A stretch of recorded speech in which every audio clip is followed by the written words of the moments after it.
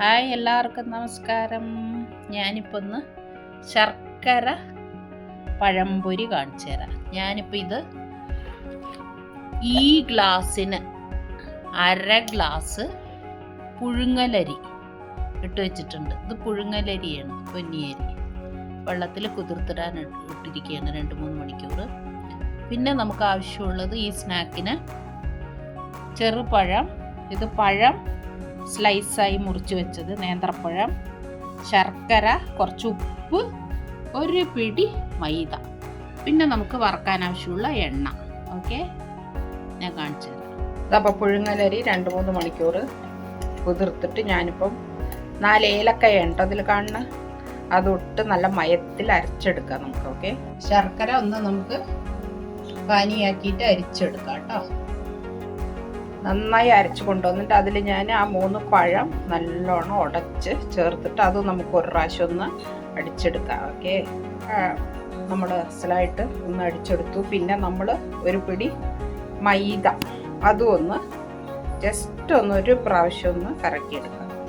പാത്രത്തിലേക്ക് അരച്ചത് കൂട്ട് ട്രാൻസ്ഫർ ചെയ്തു. അധികം വെള്ളാവണ്ട. നമ്മൾ ഇനിയിപ്പോൾ ശർക്കരപ്പാനി ജസ്റ്റ് ഒന്ന് മിക്സിയിൽ ഒന്ന് അടിച്ചിട്ട് അതും ചേർത്ത് കാണിച്ചു തരാം.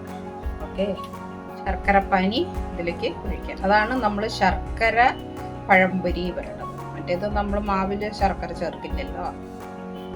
ഓക്കെ, അതും ആക്കി നന്നായിട്ട് മിക്സ് ചെയ്യാം. റെഡി. ഒരു നുള്ളു ഉപ്പ് ഇട്ടിട്ട് നന്നായി കലക്കി എടുത്തിട്ടുണ്ട്.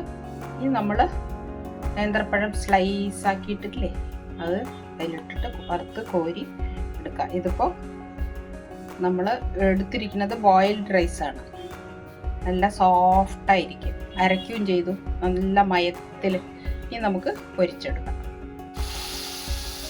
തിരിച്ചിട്ടു. നല്ല സോഫ്റ്റായിട്ടുണ്ട്. എന്താ വെച്ചാൽ നമ്മൾ ഇതെല്ലാം ഇട്ടത് ബോയിൽഡ് റൈസ് നന്നായിട്ടുണ്ട്. ഉണ്ടാക്കി നോക്കൂട്ടോ എല്ലാവരും.